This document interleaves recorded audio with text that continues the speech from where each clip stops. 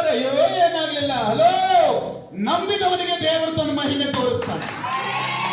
ಆಮೇಲೆ ಯಾರು ನಂಬುತ್ತಾರೋ ಅವರಿಗೆ ಮಹಿಮೆ ತೋರಿಸ್ತಾನೆ. ಹಲ್ಲೆಲೂಯಾ.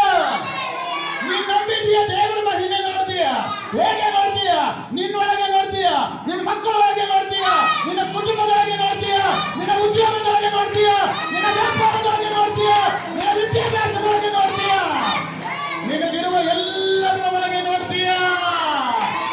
ಯೇಸು ಮಸೀಗೆ ಯಾಕಂತ ಹೇಳಿದ್ರೆ ಅವನೊಳಗೆ ನಂಬಿಕೆ ಬಂತು.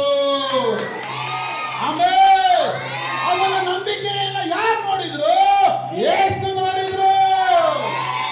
ಸೊಟ್ಟಿಗೆ ಇದ್ದವರನ್ನ ನೆಟ್ಟಗೆ ಮಾಡಿದ್ರು. ಹಲ್ಲೆಲೂಯಾ. ಉತ್ತಮವಾದ ರಾಗ ಆಗಲೇ ಒಂದು ಚರಣ. ಡಾಕ್ಟರ್ಗಳ ರಿಪೋರ್ಟ್ ಅನ್ನು ಶಿಲುಬೆಯ ರಕ್ತ ಮಾರ್ಪಡಿಸಿತು. ಹಲ್ಲೆಲೂಯಾ. ಡಾಕ್ಟರ್ಗಳ ರಿಪೋರ್ಟ್ ಬಂದು ನೀನ್ ಸಾಯ್ತೀಯ, ಇನ್ನೊಂದು 3 ತಿಂಗಳು ಇವರಿಗೆ ಚೆನ್ನಾಗಿ ನೋಡ್ಕೋರಿ, ಇನ್ನೊಂದು 6 ತಿಂಗಳು ಇವರಿಗೆ ಚೆನ್ನಾಗಿ ನೋಡ್ಕೋರಿ, ಅವ್ರು ಏನ್ ಕೇಳ್ತಾರೋ ಕೊಡ್ರಿ, ಅವ್ರು ಅಷ್ಟೇ ಬದುಕಿರೋದು ಅಂತ ಯಾರು ಹೇಳಿದ್ರು? ಡಾಕ್ಟರ್ ಹೇಳಿದ್ರು. ಹಲ್ಲೆಲೂಯಾ. ಆದ್ರೆ ದೇವರು ಏನ್ ಮಾಡಿದ? ಡಾಕ್ಟರ್ಗಳ ರಿಪೋರ್ಟ್ ಅನ್ನೇ ಹೊಳಿಸಿ ದೇವರು ಹೊಸ ರಿಪೋರ್ಟ್ ಬರೆದ. ಯೇಸು ಮಸೀಗೆ ಏನಂತ ಬರೆದ? ನೀನು ನನ್ನ ಮಗಳು, ನೀನು ನನ್ನ ಮಗನು, ನಾನು ನಿನ್ನನ್ನು ಬದುಕಿಸುತ್ತೇನೆ, ನನ್ನ ರಕ್ತದಿಂದ ನಿನ್ನ ರೋಗವನ್ನು ಪರಿಹರಿಸುತ್ತೇನೆ, ನನ್ನ ಶರೀರದ ಮೇಲೆ ಆದ ಬಾಸುಂಡಗಳಿಂದ ನಿನಗೆ ಗುಣವಾಯಿತು. ಆಮೇನ್, ಆಮೇನ್, ಆಮೇನ್, ಆಮೇನ್, ಆಮೇನ್. ನಿನ್ನನ್ನು ಬಿಡಿಸುವುದಕ್ಕೆ, ನಿನ್ನನ್ನು ಬದುಕಿಸುವುದಕ್ಕೆ ಕರ್ತನಾದ ಯೇಸು ಕ್ರಿಸ್ತನು ಶಿಲುಬೆಯ ಕಂಬ ಏರಿದರು. Hallelujah, hallelujah. ಅದೇ ಧರ್ಮೋಪದೇಶಕಾಂಡ 28ನೇ ಅಧ್ಯಾಯದಲ್ಲಿ ಮೇಲೆ ನಾವು ಗಮನಿಸಿದ್ರೆ 12, 13, 14ನೇ ವಚನದವರೆಗೂ ನಾವು ಧ್ಯಾನ ಮಾಡಿದ್ರೆ ದೇವರು ಹೇಳ್ತಾನೆ, ನೀವು ಕೆಳಗಿರಲ್ಲ, ನೀವು ಮ್ಯಾಲಿರ್ತೀರಿ. ನೀವು ಕೆಳಗಣದವರಲ್ಲ, ನೀವು ಮೇಲಣದವರಾಗಿದ್ದೀರಾ. ನೀವು ಬಾಲ ಅಲ್ಲ, ನೀವು ತಲೆ ಆಗಿದ್ದೀರಾ. ಹಲ್ಲೆಲೂಯಾ. ನೀವು ಸಾಲ ಪಡೆಯುವುದಿಲ್ಲ, ನೀವು ಸಾಲ ಕೊಡ್ತೀರಿ. ಹಲ್ಲೆಲೂಯಾ. ಯಾಕೆ ದೇವರು ಇದನ್ನು ಹೇಳಿದ? ನಂಬಿಕೆ ಉಳ್ಳವರಿಗೆ. ಯಾಕೆ ಇದನ್ನ ದೇವರು ಹೇಳಿದ? ತನ್ನ ಮಕ್ಕಳಿಗೆ ಹೇಳಿದ. ತನ್ನ ಮಕ್ಕಳು ಬಿದ್ದು ಹೋಗಬಾರ್ದು, ಸೋತು ಹೋಗಬಾರ್ದು, ಬಲಹೀನರಾಗಬಾರ್ದು, ಅವರನ್ನು ಉದ್ಧರಿಸಬೇಕೆಂಬುದಾಗಿ ಯೇಸು ಹೇಳಿದರು.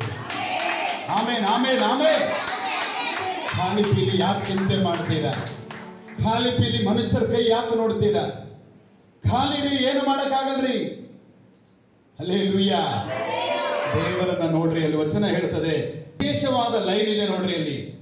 ಒಂದು ದಿನ ಬಾಧೆ ಬರ್ತದೆ, ಒಂದಿನ ಉಪದ್ರವ ಬರ್ತದೆ. ಅವ್ರು ಅಂದ್ಕೊಳ್ತಾರೆ, ಆಹಾ ನಾವೇನ್ ಮಾಡಿದ್ದೇವೆ, ನಮ್ಮನ್ನು ಅದು ಮುಟ್ಟೋದಿಲ್ಲ, ನಾವು ಅಸತ್ಯವನ್ನು ಆಶ್ರಯಿಸಿಕೊಂಡು ಮೋಸವನ್ನು ಮೊರೆ ಹೊಕ್ಕಿದ್ದೇವಲ್ಲ ಅಂದುಕೊಳ್ತಾರೆ. ಬಿಡ್ತದ ಬಾಧೆ?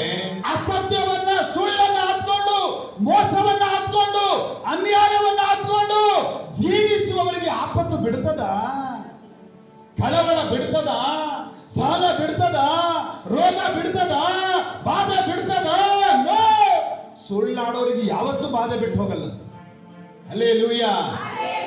ಬಟ್ ನಾವು ಯಾರಾಗಿದ್ದೇವೆ? ಕೀರ್ತನೆ 91:1 ಓದ್ರಿ. ಪರಾತ್ಪರನ ಮೊರೆ ಹೊಕ್ಕಿರುವವನು, ಪರಾತ್ಪರನ ಮೊರೆ ಹೊಕ್ಕಿರುವವನು ಸರ್ವಶಕ್ತನ ಆಶ್ರಯದಲ್ಲಿ ಸುರಕ್ಷಿತನಾಗಿರುವನು. ಸರ್ವಶಕ್ತನಾದ ದೇವರ ಆಶ್ರಯದಲ್ಲಿ ಸುರಕ್ಷಿತನಾಗಿರುವನು. ಬಾಯಿಯಲ್ಲಿ ಹೇಳ್ರಿ, ಏನಾಗ್ತಾರೆ? ಆಹಾ. ಪಕ್ಕದವರಿಗೆ ಹೇಳ್ರಿ, ಆಹಾ, ಆಹಾ. ನಾನು ದೇವರ ಮೊರೆ ಹೊಕ್ಕಿದ್ದೇನೆ, ನಾನು ಯೇಸುವನ್ನು ನಂಬಿಕೊಂಡಿದ್ದೇನೆ, ಯಾವ ಉಪದ್ರವವು ನನ್ನ ಬಳಿಗೆ ಬರುವುದಿಲ್ಲ.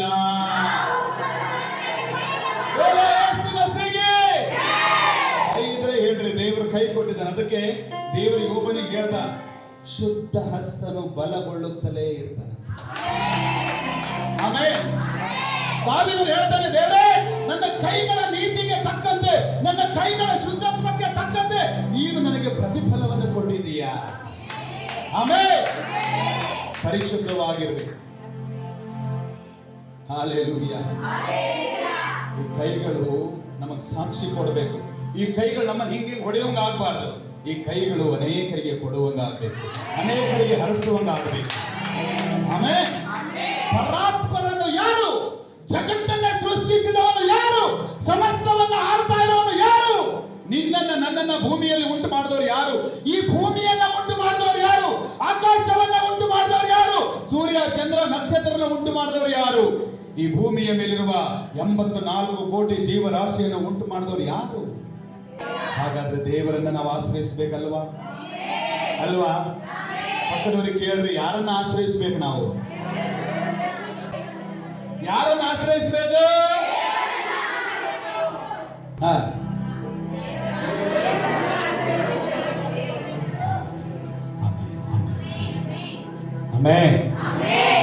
ದೇವರನ್ನು ಆಶ್ರಯಿಸಿಕೊಂಡು ಸಾಕ್ತಾ ಇದ್ದೇವೆ. Praise the Lord. ಆಮೆನ್. 10ನೇ ವಚನ, ಯಾವ ಕೇಡು ನನಗೆ ಸಂಭವಿಸದು, ಉಪದ್ರವವು ನಿನ್ನ ಗುಡಾರದ ಸಮೀಪಕ್ಕೂ ಬಾರದು. ಉಪದ್ರವಗಳು, ಉಪದ್ರವವು ಅಂತ ಅಲ್ಲಿದೆ. ಉಪದ್ರವಗಳು, ಉಪದ್ರವಗಳು ನಮ್ಮ ಮನೆ ಹತ್ರ ಬರೋದಿಲ್ಲ. ನೋಡಿ ಹುಷಾರ್. ಹಲ್ಲೆಲೂಯಾ. ವೈ ಕಾರಣ ಏನು? ಮುಂದೆ ನೀನು ಹೋಗುವಲ್ಲೆಲ್ಲ ನಿನ್ನನ್ನು ಕಾಯುವುದಕ್ಕೆ ಆತನು ನಿನ್ನ ವಿಷಯವಾಗಿ ತನ್ನ ದೂತರಿಗೆ ಅಪ್ಪಣೆ ಕೊಡುವುದು. Amen, amen, amen. ನಾವು ಎಲ್ಲಿ ಹೋಗ್ತೇವೋ, ನಾವು ಎಲ್ಲಿ ಬರ್ತೇವೋ, ನಾವು ಎಲ್ಲಿ ಕೂತ್ಕೊಳ್ತೇವೋ, ನಾವು ಎಲ್ಲಿ ನಿಂತ್ಕೊಳ್ತೇವೋ, ಅಲ್ಲೆಲ್ಲ ನಮ್ಮನ್ನ ಕಾಯುವುದಕ್ಕೆ ಆಮೆನ್ ದೇವರು ತನ್ನ ದೂತರಿಗೆ ಕಳಿಸ್ತಾನೆ. Amen, amen. ಯಾರೇ ನಿಮಗೆ ಹಿಂಸೆ ಮಾಡಲಿ ಚಿಂತಿಸಬೇಡ್ರಿ. ಮಾಡುವಾಗ ಸಮರ್ಯದ ಘಟನೆ ಬಂತು. ಒಬ್ಬ ಮನುಷ್ಯನನ್ನ ದಾರಿಯಲ್ಲಿ ಹೋಗ್ತಾ ಇದ್ದಾನೆ. ಒಬ್ಬ ಮನುಷ್ಯ ದಾರಿಯಲ್ಲಿ ಹೋಗ್ತಾ ಇದ್ದಾನೆ. ಅವನು ವ್ಯಾಪಾರಕ್ಕೋ ಯಾವುದಕ್ಕೋ ಹೋಗ್ತಾ ಇದ್ದಾನೆ. ಆದ್ರೆ ಯಾರೋ ಕಳ್ಳರ ಒಂದು ಗುಂಪು ಅವನನ್ನ ಚೆನ್ನಾಗಿ ಹೊಡೆದು ಸೈಡಿಗೆ ಬಿಸಾಕ್ ಹೋಗ್ಬಿಟ್ಟು, ಒಬ್ಬನ ಧನಿಕನ್ ಬಂದ ನೋಡ್ಕೊಂಡು ಹೋದ, ಇನ್ನೊಬ್ಬನ ಯಾಜಕನ್ ಬಂದ ನೋಡ್ಕೊಂಡು ಹೋದ, ಮತ್ತೊಬ್ಬನ ಪರಿಸರ ಬಂದ ನೋಡ್ಕೊಂಡು ಹೋದ. ಆದ್ರೆ ಯಾರಿಗೂ ಬೇಡವಾಗಿರುವ ಒಬ್ಬ ಅವನ ಕತ್ತೆ ನಿಲ್ಲಿಸಿ ಅವನನ್ನ ಕತ್ತೆ ಮೇಲೆ ಹಾಕೊಂಡು ತನ್ನ ಗುಡಾರಕ್ಕೆ ಕರ್ಕೊಂಡು ಹೋಗಿ ಅವನ ಗಾಯಗಳಿಗೆ ಎಣ್ಣೆ ಹಚ್ಚಿ ಅವನಿಗೆ ಸಂತೈಸಿದ. ಹಲ್ಲೆಲೂಯಾ. ಒಬ್ಬ ಸಮರ್ಯದವನು ಅವನನ್ನ ಸಂತೈಸಿದ. ಹಲ್ಲೆಲೂಯಾ. ಅವನು ಯಾರಿಗೂ ಬೇಡವಾದವನು ಅವನಿಗೆ ಸಂತೈಸಿದ, ಆಧರಿಸಿದ, ತನ್ನ ಕತ್ತೆ ಮೇಲೆ ಹೊತ್ಕೊಂಡು ಹೋದ, ಅವನಿಗೆ ಊಟ ಕೊಟ್ಟ, ಉಪಚಾರ ಕೊಟ್ಟ, ಗಾಯಗಳಿಗೆ ಎಣ್ಣೆ ಹಚ್ಚಿದ, ವಾಸಿ ಮಾಡ್ಬೇಕಂತ. ನಾವು ಎಲ್ಲೋ ಇಲ್ಲಿ ಬಿದ್ದಿದ್ವಿ. ನಮಗೆ ಯೇಸು ಮನುಷ್ಯನಾಗಿ ಲೋಕಕ್ಕೆ ಒಂದು ಸಮರ್ಯದವನಾಗಿ ಬಂದ. ಹಲ್ಲೆಲೂಯಾ. ನಾವಾದರೂ ಪರಾತ್ಪರನಾದ ದೇವರನ್ನು ಆಶ್ರಯಿಸಿಕೊಂಡಿದ್ದೇವೆ. ಹಲ್ಲೆಲೂಯಾ. ನೀನು ಯಾರನ್ನ ಆಶ್ರಯಿಸಿಕೊಂಡಿದ್ದೀಯಾ? ಆಮೆನ್. ಅವರಿಗೆ ಚರ್ಚಲ್ಲಿ 5 ನಿಮಿಷ ಕುಂದ್ರಕ್ಕಾಗಲ್ಲ ನೋಡ್ರಿ. ನೀವು ಬರ್ತಾರೆ ಕುಂದ್ರ. ಯಾಕೆ ಕುಂದ್ರಕ್ಕಾಗಲ್ಲ ಅಂದ್ರೆ ಎಲ್ಲಿ ಬಿಡುಗಡೆ ಆಗ್ಬಿಡ್ತದೋ ಸೈತಾನ್ ಏನ್ ಮಾಡ್ತಾನೆ, ಬೇಗ ಹೊರಗೆ ಬಾ, ನಿನಗೆ ಬಿಡುಗಡೆ ಆಗ್ಬಾರ್ದು. ಹಾಡು ಹಾಡುವಾಗ ಬಿಡುಗಡೆ ಆಗ್ಬಿಟ್ರೆ ಚಲೋ ಆಗ್ಬಿಡ್ತಾನೆ. ವಾಕ್ಯ ಕೇಳುವಾಗ ಬಿಡುಗಡೆ ಆಗ್ಬಿಟ್ರೆ ಚಲೋ ಆಗ್ಬಿಡ್ತಾನೆ. ಯಾರು ಹೇಳಿದ್ದು? ಬಟ್ ದೇವರ ಅಂಗಳದಲ್ಲಿ 2 ತಾಸು, 2.5 ತಾಸು, 3 ತಾಸು, 4 ತಾಸು, 8 ತಾಸು, 3 ದಿನ, 6 ದಿನ, 40 ದಿನ ದೇವರ ಸಮ್ಮುಖ. ಯಾಕೆ ಹೇಳ್ರಿ? ದೇವರಿಗೂ ನಮಗಿರುವ ಬಾಂಡಿಂಗ್ ಅಂತದಿದೆ. ದೇವರಿಗೂ ನಮಗಿರುವ ಕನೆಕ್ಷನ್ ಅಂತದಿದೆ. ಆಮೆನ್.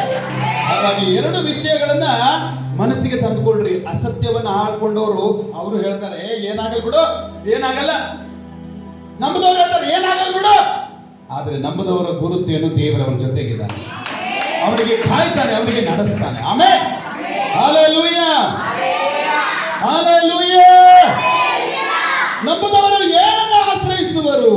ಯೆಶಾಯ 26:16 ಯೆಹೋವನೇ, ನಿನ್ನ ಜನರು ಇಕ್ಕಟ್ಟಿಗೆ ಸಿಕ್ಕಿ ನಿನ್ನನ್ನು ಆಶ್ರಯಿಸಿದರು, ನಿನ್ನ ಶಿಕ್ಷೆಗೆ ಗುರಿಯಾಗಿ ಜಪ ಮಾಡಿದರು.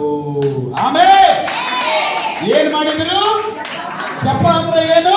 ಪ್ರಾರ್ಥನೆ. ನಿನ್ ಜನರು ಇಕ್ಕಟ್ಟಲ್ಲಿ ಸಿಕ್ಕೊಂಡಿದ್ದಾರೆ. ಸುತ್ತಲೂ ನೋಡಿದ್ರೆ ಯಾವ ಆಶ್ರಯನೂ ಕಾಣ್ತಾ ಇಲ್ಲ. ಸುತ್ತಲೂ ನೋಡಿದ್ರೆ ಸಹಾಯ ಮಾಡೋರು ಯಾರು ಕಾಣ್ತಾ ಇಲ್ಲ. ಸುತ್ತಲೂ ನೋಡಿದ್ರೆ ಸಂತೈಸೋರು ಯಾರು ಕಾಣ್ತಾ ಇಲ್ಲ.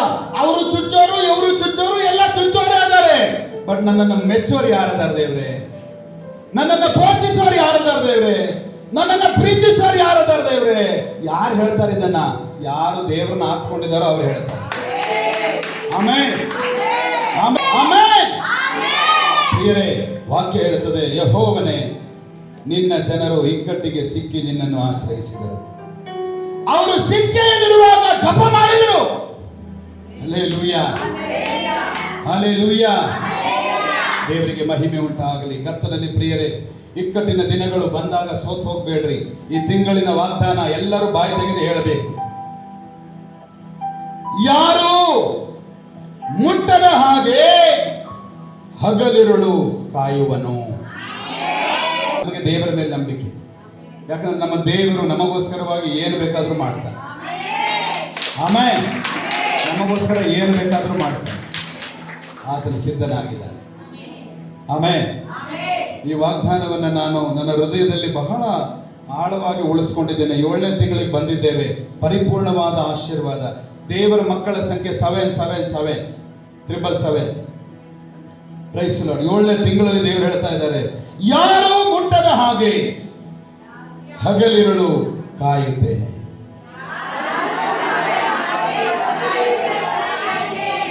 ಯೇಸು ಮಸೀಗೆ ಕೈ ಬಿಟ್ಬಿಡ್ರಿ. ಆರಾಮಿದ್ದೀರಾ? ಯಾರು ಮುಟ್ಟದ ಹಾಗೆ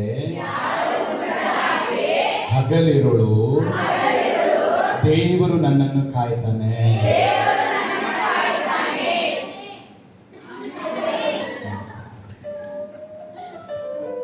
ಅದನ್ನು ಓದ್ತೀರಿ ಪ್ರತಿದಿನ. ಗುಡ್, ಒಳ್ಳೆ ಅಭ್ಯಾಸ ಅದು. ಯಾಕಂದ್ರೆ ಅದನ್ನ ನೆರವೇರೋವರೆಗೂ ನಾವು ಬಿಡೋದಿಲ್ಲ. ಈ ತಿಂಗಳ ದೇವರು ಹೇಳ್ತಾನೆ, ನಿನಗೆ ಯಾರು ಮುಟ್ಟಲ್ಲ. ಯಾಕೆ ಮುಟ್ಟಲ್ಲ?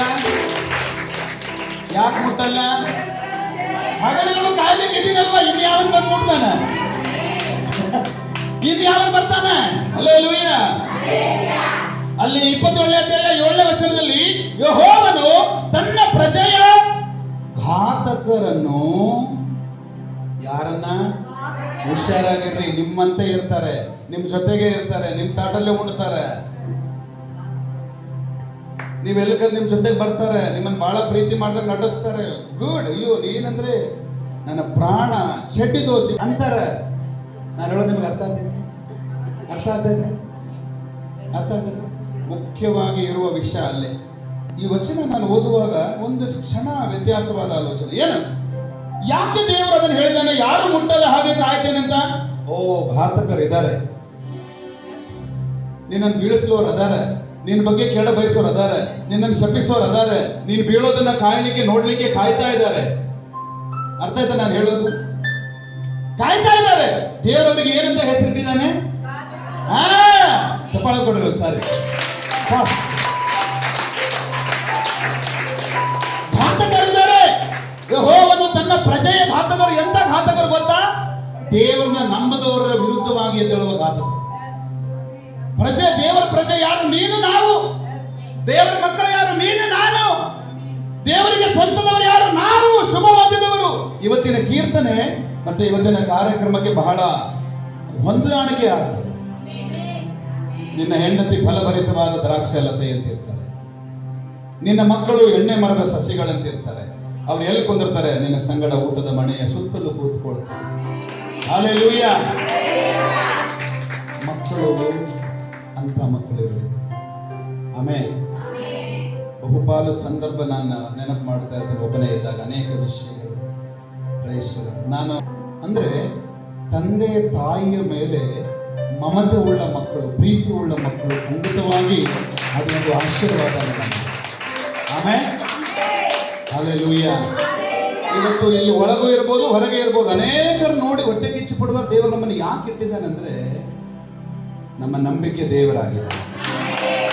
ಆಮೇಲೆ ಬಹಳ ಜನ ಅವ್ರಿಗೆ ಏನು ಕಡಿಮೆ, ಹೌದು ಏನು ಕಡಿಮೆ ಗೊತ್ತಿಲ್ಲ ಅವರಿಗೆ. ನಿಜವಾಗ್ಲೂ ಹೇಳ್ತಾ ಇದ್ದಾರೆ, ನಮಗೆ ಏನು ಕಡಿಮೆ ಇಲ್ಲ. ದೇವರು ಅಷ್ಟು ಆಶೀರ್ವಾದವಾಗಿ ಎಲ್ಲವನ್ನ ಕೊಟ್ಟಿದ್ದಾರೆ, ಎಲ್ಲವನ್ನ. ಇನ್ನು 2 ವರ್ಷದಲ್ಲಿ 2 ಮಕ್ಕಳ ಒಂದು ಉದ್ಯೋಗ ನಾವು ಕಾಣಬೇಕು. ಆಮೇಲೆ 2 years ಒಳಗಡೆ 2028 ಒಳಗಡೆ. ಹಲ್ಲೆಲೂಯಾ. ಯಾಕೆ ದೇವರು ಸಫಲ ಮಾಡಲ್ವಾ? ಹಾಗಾಗಿ ಪ್ರಿಯರೇ, ಘಾತಕರನ್ನ ನಂಬೇಡ್ರಿ. ಘಾತಕರನ್ನು ಹೊಡೆದಂತೆ ಆ ತನ್ನ ಪ್ರಜೆಯನ್ನು ಹೊಡೆಯುವುದನೋ, ತನ್ನ ಮಕ್ಕಳಿಗೆ ದೇವರನ್ನು ಹೊಡಿತಾನ. ಯಾರಿಗೆ ಹೊಡಿತಾನಂತೆ? ಜೋರಾಗಿ ಹೇಳಮ್ಮ, ಯಾರನ್ನ? ಘಾತಕರನ್ನ ಹೊಡಿತಾನೆ, ನಿನ್ನನ್ನ ನನ್ನನ್ನಲ್ಲ. ನಾವು ಆತನ ಪ್ರಜೆಗಳಾಗಿದ್ದೇವೆ.